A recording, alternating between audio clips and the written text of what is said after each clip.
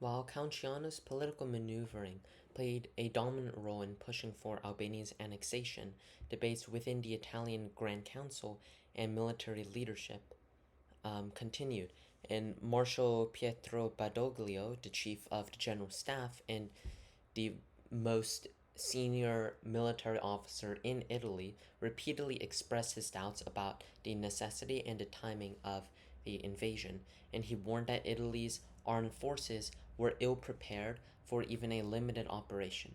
General Alfredo Guzzoni, who later commanded the invasion, shared similar reservations, pointing out flaws in the logistical planning and the lack of clarity in operational objectives. Count Ciano's personal involvement in Albanian affairs became most central from the moment of his first visit to Tirana, which was in 1937, desiring to emulate um, Mussolini, his father-in-law. Ciano made a rather theatrical visit, piloting his own aircraft, staging public displays of Albanian Italian relations in a positive way. And yet, behind all of these seemingly warm gestures, Ciano had a focused agenda in mind. He aimed to secure Albania as a dependency of fascist Italy. And following this visit in 1937, Count Ciano concluded that King Zog was too independent minded to be brought fully under Italian control through loans and political treatises, etc. And his decision hardened after attending King Zog's marriage to Countess Geraldine Aponi in April of 1938, during which the contrast between the royal pomp of Albania's wedding and the underlying political weakness left a lasting impression on him. And by around mid 1938, Count Ciano had developed a comprehensive plan proposing outright Italian annexation of Albania. Count Ciano presented this to Mussolini in May that year, and the memorandum framed Albania as a natural extension of Italian sphere of influence, citing both the strategic and economic justifications. Albania's mineral resources, particularly oil and chromium, in the countryside, which was, although it was poorly surveyed by the Italian um, government, they were um, Count Ciano cited them as potential beneficial assets economically in Albania. And Count Ciano also emphasized Albania's underpopulated nature and suggested that it can take like 2 or so million Italian settlers. And most crucially, Ciano appealed to Mussolini's fear of German encroachment in the Balkans, which we know as Austria annexed in March 38 that year. Count Ciano argued that Germany might next try to expand influence through like Hungary, Romania, and eventually Albania. And this framing helped convince Il Duce to um, to not take the risk of ceding the Adriatic to other great powers and try to take it for himself. And Count Ciano's strategy proposed three options: continue economic penetration in the um, in Albania, eventually to influence the Albanian government itself, partition of Albania with the Yugoslav government, or if that doesn't work, then just outright annexation. And the third option was clearly Ciano's favorite. That was his preference, but he laid the other two options in consideration in case, especially due to potential international outrage that Ciano expected after would occur upon a direct Italian annexation. And Mussolini tentatively approved this third plan in principle, but he remained characteristically indecisive on the execution. And during this period of uncertainty, Count Ciano pursued a dual approach. He intensified Italian control within Albania and at the same time prepared the military for a ground invasion. Italian agents worked methodically to infiltrate the political, military, and economic um, life in Albania. And the Italian military instructors embedded in the Albanian army, um, which was actually somewhat substantial, were tasked with creating annexationist cells within the Albanian army itself. And Italian advisors expanded their roles in the Albanian ministries and youth organizations that were modeled on the Italian fascist groups were promoted in Albania through the efforts of operatives like Giovanni Giro.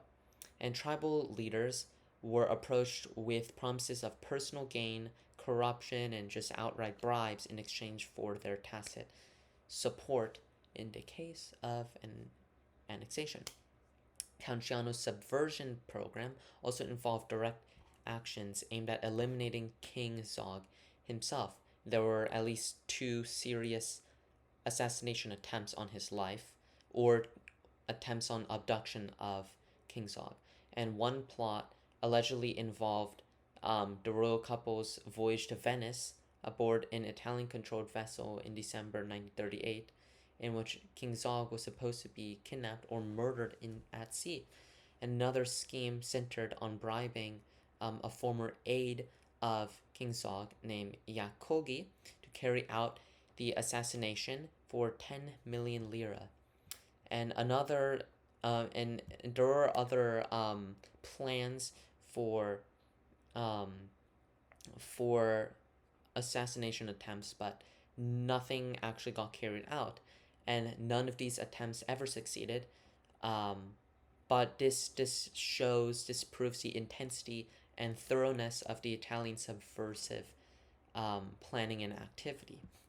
And the political nature in Tirana grew increasingly tense over this year, and King Zog became aware of the Italian plans, especially after uncovering Giro's organization of pro-Italian fascist cells within Albania. And in response, King Zog expelled Giro and ordered arrest of several pro-Italian agitators and mobilized elements of the army and tribal forces that were pro-fascist or pro-Italian.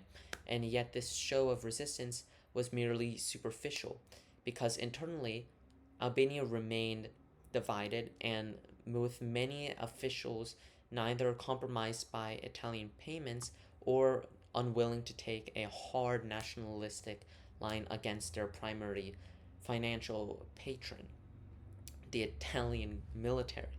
And by early 1939, their diplomatic options narrowing, Count Ciano resumed pressure on Mussolini to approve the invasion for real. And so he approached the Yugoslav Prime Minister Stojadinovic, and Ciano offered a plan to partition Albania, hoping to secure control over the south while allowing Yugoslavia to take control of the north, places like Shkodër. But the plan collapsed when the Yugoslav regent Prince Paul vetoed this whole idea because he was unwilling to absorb more Albanians into this ethnic mosaic that existed in Yugoslavia, particularly since he didn't want more non-Slavic and Muslim ethnicities to break up the already very volatile political situation within the Yugoslav government. And this rejection convinced Gianni Mussolini that Italy should proceed in the invasion alone. And these concerns reached the Grand Council of Fascism, the highest policy-making body in Italy, and military leaders clashed with political hardliners. Count Ciano and other pro-annexation figures emphasized the prestige and the geopolitical imperatives for annexing Albania, and they sidelined purely military assessments. And Mussolini, while he was definitely swayed by these arguments, maintained a degree of caution uncharacteristic for him, and preferred to avoid direct confrontation with um, other powers such as Greece or Yugoslavia that may have a problem with Italian uh, annexation of Albania. And yet, in the face of mounting pressure from both Sciano and his fascist ideologues, dissent was gradually silenced on the military side and the political side. And by late March of 1939, formal resistance within Italy's upper echelons had pretty much been entirely suppressed, and logistical and military plannings proceeded despite ongoing doubts within the government. And Count Sciano's diary and post-war accounts make clear that securing Mussolini's final proof for the invasion was challenging. It was neither quick nor automatic. Count Sciano persistently invoked both nationalistic rhetoric and the strategic fears, obviously the encirculation fear of German influence in Austria, etc. But his relentless lobbying involved a lot of private meetings, official reports, and carefully staged public gestures such as bringing Mussolini geological samples from Albania to dramatize the potential economic value of Albanian territory. So Count Sciano really pushed for this. And in March 1939, these events would accelerate. So in March, we see Germany's annexation of the remainder of Czechoslovakia, occupation of Prague, prompting Mussolini to move very decisively now, because he feared that the Italian prestige would suffer if there were no parallel actions taken while Germany was grabbing all of these lands in Europe. So far, the only lands that Italy had taken were in Ethiopia. And Count Sciano, so he revived his invasion plan with increased urgency, and military preparations surely began in earnest, starting from late March. And 4 regiments of Bersaglieri in infantry division and Air Force detachments, as well as naval units, were mobilized in Apulia. Yet the Italian military organization revealed severe shortcomings, troops poorly equipped, and many conscripts only received hours of notice, and essential skills such as motorcycle operation and Morse code were lacking in key units. Despite Mussolini's vacillations, particularly regarding potential reactions from powers like Yugoslavia, Greece, and France, Count Sciano's arguments eventually prevailed. And by the last week of March, Mussolini officially authorized full mobilization for the invasion of Albania. And he overruled all remaining objections from the military conservatives like Pietro Badoglio. And following Mussolini's approval, the Italian military mobilization began, but exposed serious organizational shortcomings. General Pariani, Italy's army chief, was informed only on March 29th of the impending operation, very late. And General Guzzoni, who was tasked with leading the expedition itself, did not receive the orders until the 31st of March, which would be like a week before the invasion begins. And the Italian Air Force would not be given invasion orders until only 2 days before the invasion would be launched. So it's very hurried. And the forces assembled included 4 regiments of Bersaglieri, 1 regular infantry division, Air Force detachments, and all elements of the 1st Naval Squadron. In total, there were around 22,000 troops, 400 aircraft, and 300 light tanks that were designated for this operation. And yet, serious weakness became evident. Motorcycle battalions included recruits with no motorcycle training at all, and there were some signal units, including men completely unfamiliar with Morse code, which means absolutely terrible training. And Italian military logistics further complicated it. ports like Brindisi weren't fully equipped for rapid embarkation of large units, naval commanders were unaware that Durrës port, which was the main port that you would land in Albania, could not accommodate deep draft vessels. They were not well prepared, and Air Force coordination was also poor. Um, which, as I mentioned, they only learned of the invasion plans 2 days before the actual invasion. And one senior air officer was forced to shuttle back and forth between Italy and Albania to carry dispatches because the radio communications completely failed in the Air Force.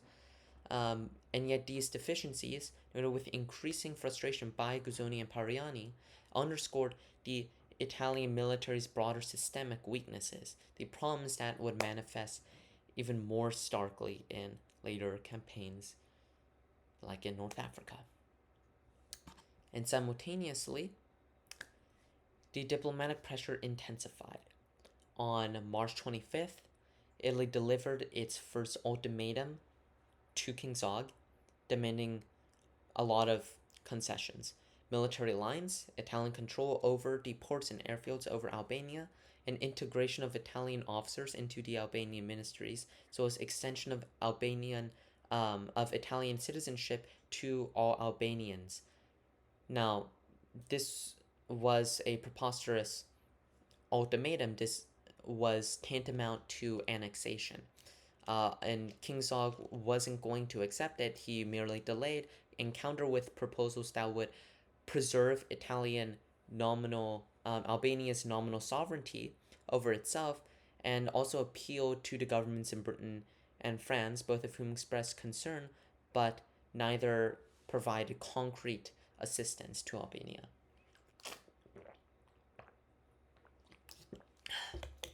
And while the Italian military plans accelerated, British and French diplomatic channels remained hesitant and largely inactive. So reports from Sir Andrew Ryan, the British minister in Albania, indicated rising tensions, but he failed to provoke serious cabinet-level alarm in London. And between late March and early April 1939, the British cabinet, led by Prime Minister Neville Chamberlain and the Foreign Secretary, Lord Halifax, discussed Albania intermittently, and Halifax urged caution, wary of unnecessarily antagonizing Italy, meaning that the British government cared, but not enough to go on bad terms with Italy. They were not going to provide any concrete assistance. And similar to the French government under Prime Minister Edward Daladier, mirrored the hesitancy in London. And French intelligence acknowledged that Italian troop movements were heading towards the ports like Brindisi and Bari, but they deferred to British leadership on this matter of foreign policy. And the dominant theme that was consistent in both London and Paris was the avoidance of escalation. They did not want to escalate tensions with Italy, especially in a time where their focus lied in keeping Germany at bay. And British SAS reports highlight the inevitability of Italian action, but also they downplayed this movement in formal deliberations. And these diplomatic debates reveal many clearly missed opportunities in London and Paris. Both governments committed to appeasement, and they chose not to issue any formal warnings to Mussolini until it was far too late. And preoccupations with the German aggression in Czechoslovakia and Poland diverted attention away from other matters like Albania. And Chamberlain's symbolic departure for a holiday on April 6th, as Italian forces mobilized, reflect this larger strategic perhaps misjudgment, or rather lack of focus. They arguably didn't have the bandwidth to focus on the Balkan matters, with all of their foreign policy focus being on Czechoslovakia and Poland, the Danzig crisis looming, and Germany just having annexed Czechia, and created a puppet state in Slovakia. And of course, there were things in the rest of the empire to also focus on. And while the governments hesitated, the public reactions in both Britain and France grew increasingly vocal in those final days before the invasion. There were major British newspapers, including the Times and the Manchester Guardian, that published editorials condemning the Italian ambitions in Albania and the subsequent movements thereof.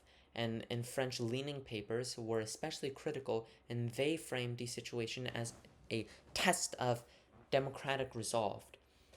Um, and and and yet public opinion lacked the influence to alter government policy decisively and reinforced the impression that Albania's fate was already sealed by the Italian decisions.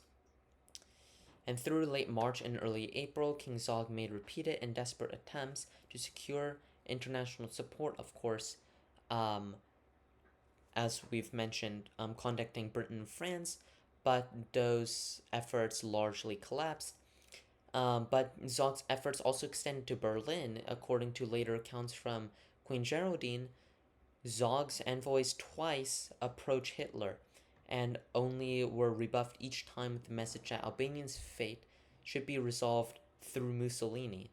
And King Zog also engaged the Balkan Entente, particularly Greece and Yugoslavia, hoping to trigger a regional solidarity against Italian aggression, but his appeals emphasized Albania's strategic importance and the risk that Italy's expansion posed to all Balkan states. And yet his position was undermined by Albania's diplomatic isolation, and the perception among the neighboring powers that intervention in Albania would merely provoke Italian aggression without guaranteeing any kind of military success. And by April 6, King Zog's last formal appeals to Yugoslavia had been rejected or ignored, and he was left with no realistic foreign support as Italian forces prepared to land. And inside Albania, the king's government struggled to present a united front, and the cabinet meetings from the 28th of March through April 6th were marked by intense disagreement and indecision. And King Zog faced ministers torn between advocating for resistance and seeking conciliatory terms with the Italian government. And King Zog was given a final ultimatum on April 6th, and it expired at noon that day. And in the evening, the Albanian parliament and government resolved to reject the Italian demands and to resist militarily, which was a rather hollow resolution. But because Albania's army numbered fewer than 8,000 active personnel, and many were equipped with outdated or inadequate arms, and public morale was questionable. And yet, they had no choice, either annexation through agreement or through invasion. So, on April 6th, with the ultimatum being declined, the Italian warships assembled off Durrës and Vlorë. And Italian planes dropped propaganda leaflets over Tirana, instructing the civilians to not resist, and declared the Italian intentions as peaceful and restorative, which was definitely not true. A special parliamentary session that day ultimately resolved to resist, and yet it was way too late to coordinate an effective military defense. Mobilization orders were issued, but there was intense confusion. As I mentioned before, only 4,000 men were really at arms at any time. Reserves were called up, but logistical difficulties and poor communications meant that many were never effectively deployed. And Albania's paramilitary police force played actually a more active role, particularly in Durrës, and yet their numbers were small and their armaments were limited. King Zog's government lacked both institutional structure and popular mobilization mechanisms to mount a meaningful resistance, which was a failure exacerbated by the internal political divisions in Albania and the long-standing Italian influence economically over Albania's military command structure. And meanwhile, demonstrations in Tirana showed public opposition against Italian demands, but King Zog himself already arranged the evacuation of his wife Queen Geraldine, as well as his newborn son, off to Greece. And on the dawn of April 7th, the final phase began.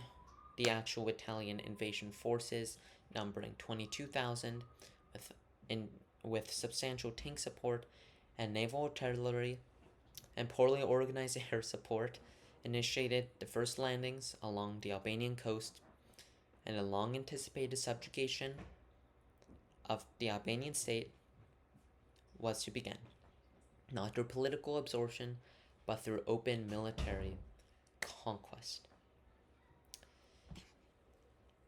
So, at dawn, on April 7th, 1939, Good Friday, the Italian invasion of Albania commenced. The operation involved approximately 22,000 troops under Alfredo Guzzoni, and the main landing was focused on the port city of Durrës, which is chosen for its proximity to Albanian capital Tirana, and it was a very big port. And supporting landings also took place in Vlorë and Shenzhen, but Durrës was the main objective, both militarily and symbolically. And despite extensive political preparation, the military execution of the invasion was characterized by immense confusion, logistical shortcomings, and a level of improvisation that would have been highly disastrous against a more organized or and motivated opponent. But the invasion commenced.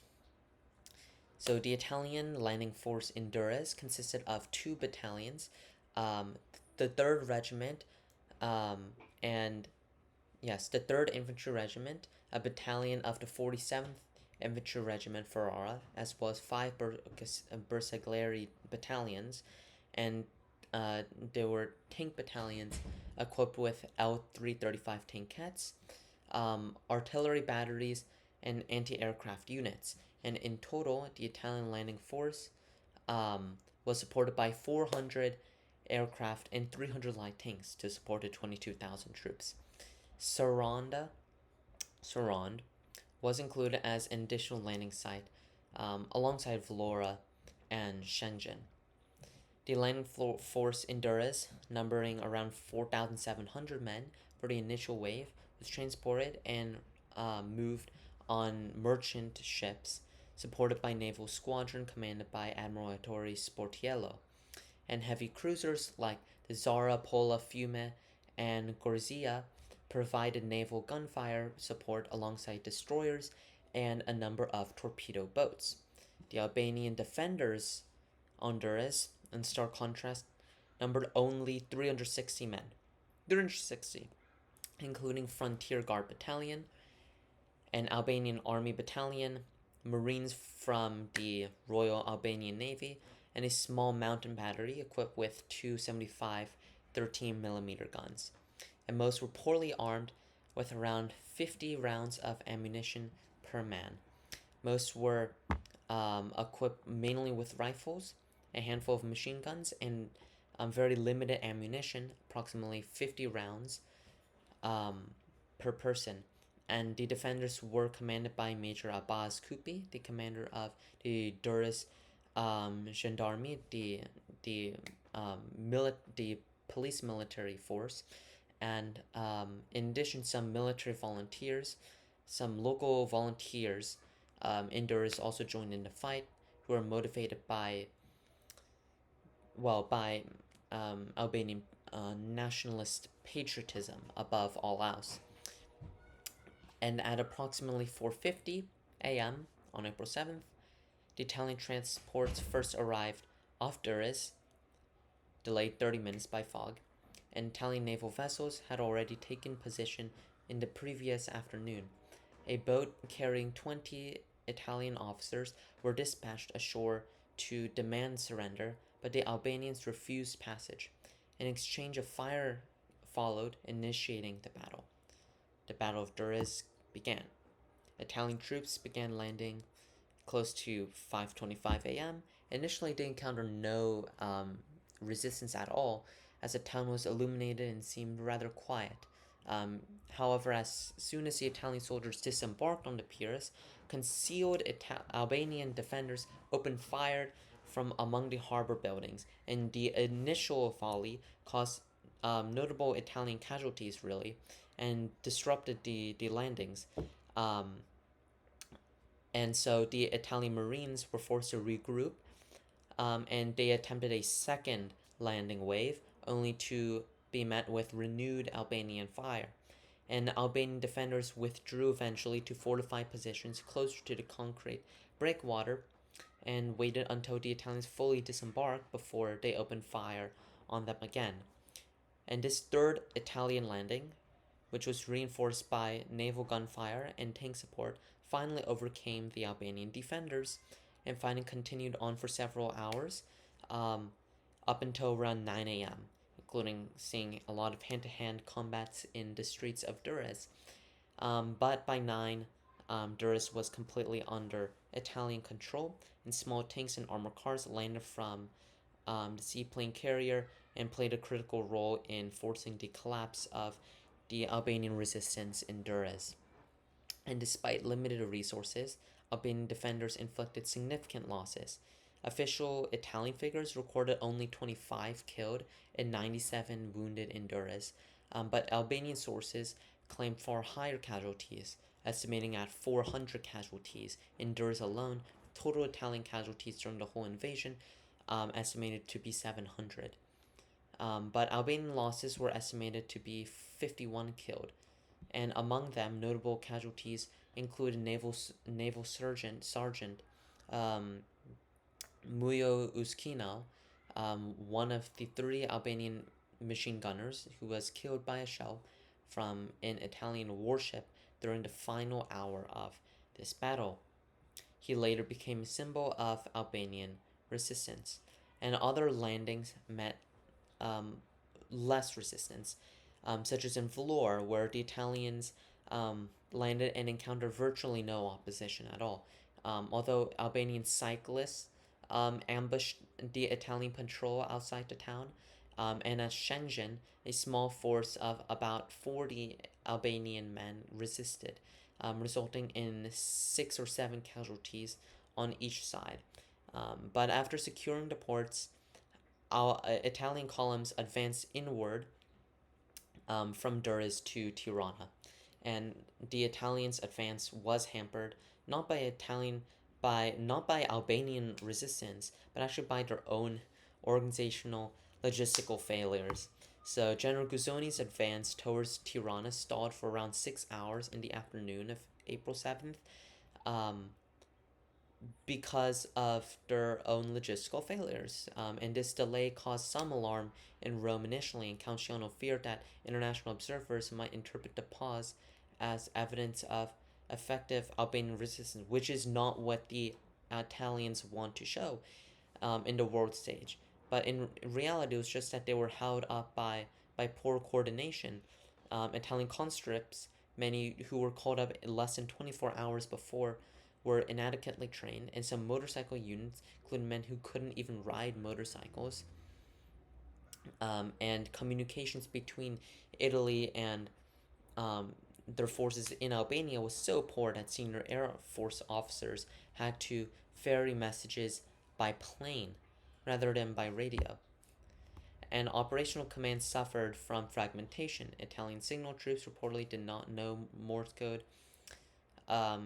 and Guzzoni had given his final orders only on March 31st, just days before the landing. It was terrible. A British observer later remarked that the Italian troops that were sent to Albania, while they were disciplined, were incredibly ill-prepared and in poor physical condition. Um, their equipment, rifles, machine guns, tanks, were outdated and substandard. While, of course, the Albanian troops were too, they were not particularly inferior militarily in equipment to the Italian invaders, only in number. And on the Albanian side, organized resistance beyond the port cities were negligible. The Albanian army, which was already weakened by the Italian influence within it, in its officer corps and supply chains, had little capacity to mount a sustained defense. And I mean, their numbers were fewer than 8,000 actually in uniform at any time. And winter conditions further reduces operational strength to maybe 4,000 by April 1939. And many Albanian officers surrender or disperse without firing a shot. And the gendarmerie, trained partially by retired British officers until the late 30s, showed slightly more determination, and yet their efforts were localized and unsustainable. Again, numbers. Albania just did not have it. And eventually, by the evening of April 7th, the Albanian government authority had collapsed in the face of the Italian military control, and King Zog had fled into exile earlier in that morning with his family, as I mentioned, with the queen and the prince, and Tirana itself remained unoccupied by the Italian forces until the mid-morning of April 8th, when Guzzoni's columns finally resumed the march. And thus, in less than 48 hours, the Italians achieved their objective. They effectively subjugated Albania, and the price of that conquest was rather small for them, in blood, but they also lost some opportunities for genuine military prestige, which is higher than Ciano and Mussolini had envisioned. And the operation revealed some fundamental weaknesses in the Italian military apparatus and foreshadowed the greater strategic failures that would eventually plague the Italian military in the coming years. The Albanian government collapsed, and it was a swift collapse, and it was largely inevitable. And though King Zog and his ministers issued formal statements of resistance, these gestures belied the underlying reality, which was that the Albanian government was structurally incapable of mounting any sustained national defense, and King Zog himself was unwilling to orchestrate any meaningful leadership during this crisis. It was practically inevitable. And in the final days before the invasion, King Zog wanted to buy time, appealing to Britain, France, and even Germany, which we've talked about.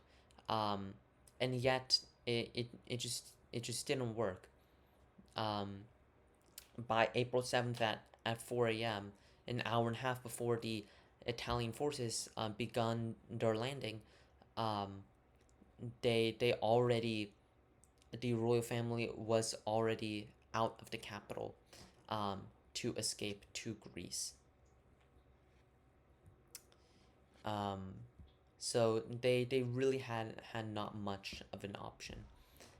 By the next day, by the 8th of April, King Zog and his government completely disappeared and collapsed as the Italian forces entered Tirana, and the Albanian garrison in Tirana already deposited its weapons in the garden of the Italian legation, surrendering, and the Italian motorcyclists, followed by some small tank units, rolled into the city square at around 10:30 a.m. The streets were mostly empty, and the government buildings were abandoned except for just a few minor officials and doorkeepers. The Albanian government surrendered, and thus within just 36 hours of the landing, Italy had secured Albania not only militarily but politically. And this speed of the Albanian collapse underscored the futility of King Zog's last maneuvers and the structural weaknesses of the Albanian state being so small and unpowerful as it was. And though individual acts of courage had taken place, of course, with the fighting in Durrës, um, as well as in Flor, the government as an institution was in no position to organize or inspire resistance on a national scale. The Albanian state ceased to function, and what remained was just a power vacuum that the Italian forces were quick to fill, and they worked to consolidate their control over Albania and integrate it into Mussolini's vision of a fascist empire in the east side of the Adriatic in the Balkans. So, on April 8th, following the rapid disintegration of the Albanian government, and collapse of further resistance, what followed was swift consolidation of power by the Italian regime, in both politically and administratively. And beneath this surface of Italian occupation, the Italian authorities encouraged a mixture of some passive hostility almost. Passive hostility, reluctant collaboration, and or isolated acts of defiance, though, from segments of the Albanian population. And Count Ciano, whose personal obsession with Albania, as we've seen earlier, had in many ways driven this entire campaign, and he arrived in Tirana shortly after the Italian troops, and his expectations, shaped by highly optimistic reports from Italian agents prior to the invasion, was that he would be greeted as a liberator, but instead he found the city marked in silence and suspicion. And Count Ciano was met at the airfield by General Guzzoni and the Air Force General Giuseppe Valle, and he was also met with Francesco Giacomoni, the Italian minister to Albania, who never had been evacuated, which was a sign of Rome's confidence that the invasion would proceed without major disruption. They knew it would just succeed in a couple of days.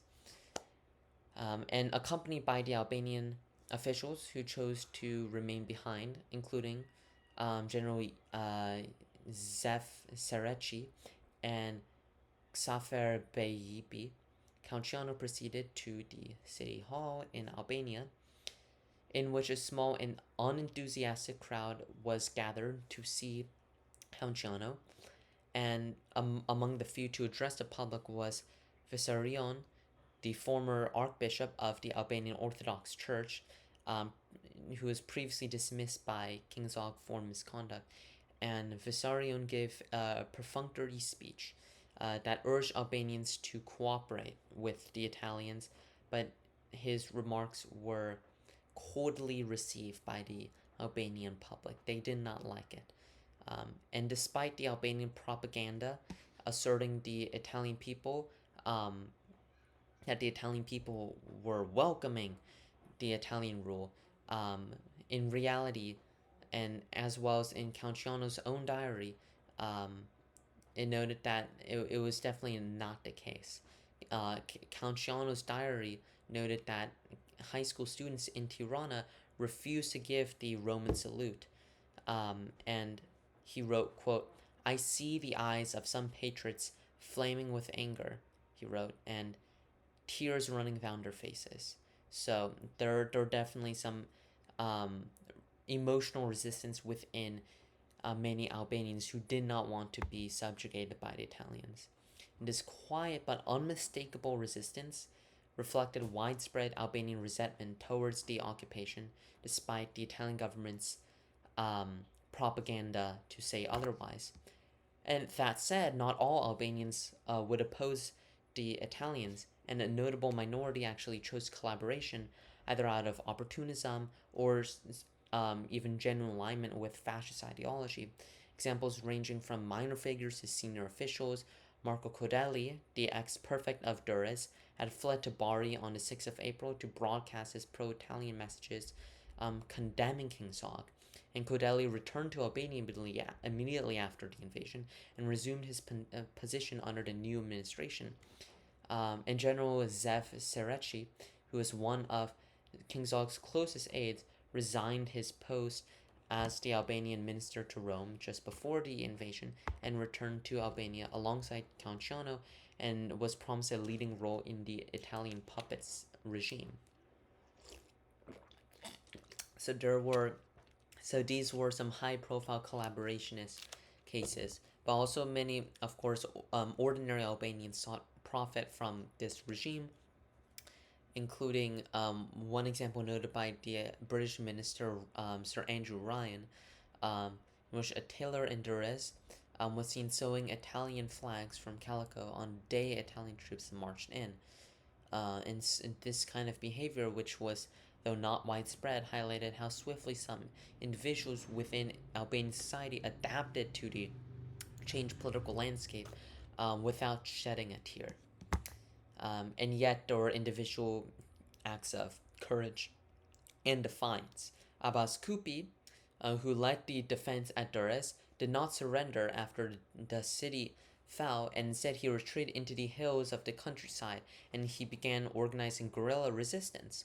And although this movement was initially very small and poorly organized and limited, it represented one of the first organized Albanian resistances against the Italian occupation.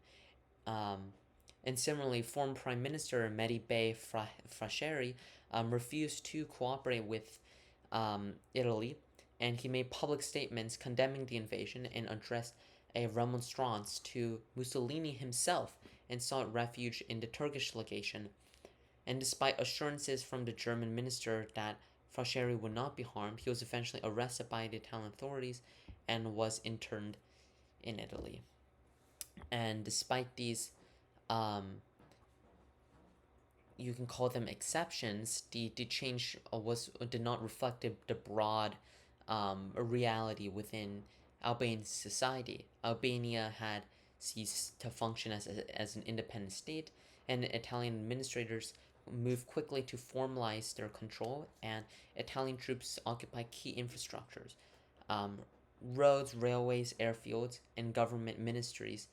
Italian flags were raised, and Italian military law was imposed. The old Albanian state apparatus was dismantled and absorbed into the new structure.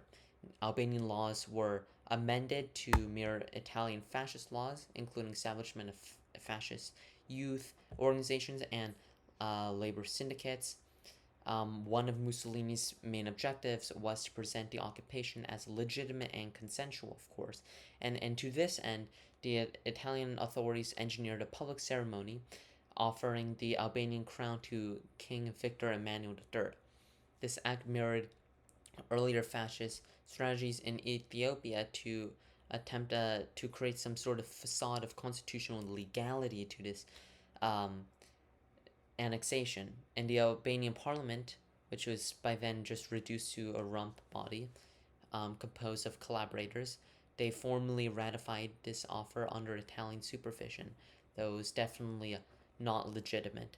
And yet, despite these efforts, genuine popular support for the Italian regime was always going to be limited. And unlike in Austria following the Anschluss or even the Sudetenland, there was no mass outpouring of Albanian enthusiasm because Albanians viewed this occupation as another chapter in their long history of foreign domination rather than as a national realignment. And the Italian efforts to cultivate local support through propaganda, economic incentives, and public works projects achieved only partial success. So, there were some collaborators and some resistances, but overall, the Italian government had full control over the Albanian matters, but the public was not for it. So, in sum, while the Italian consolidation over Albania after invasion was efficient administratively, it definitely did not capture the hearts of the Albanian people, and beneath the surface rests a calm imposed by Italian troops. There were resentment among the Albanian people, and this resentment would, in time, give rise to broader resistance movements, especially in the countryside, and first fragmented and tribal, but later coalescing into an organized partisan struggle that defined the Albanian wartime experience under both Albanian occupation and later in German occupation.